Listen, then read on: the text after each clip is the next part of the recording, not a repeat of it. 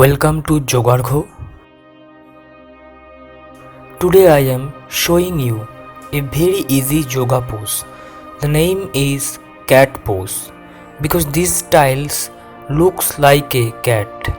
There are some different styles of it. Here you can see some of them. It has some good effects on our spine, our neck, our knees and our wrist. But if you have any serious knee related problems or spine related issue, then you need to consult a yoga instructor to do this.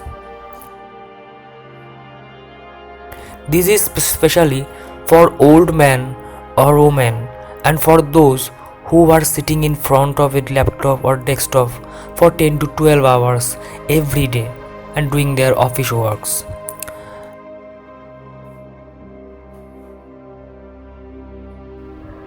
I will show you some more styles of cat pose yoga in my next video.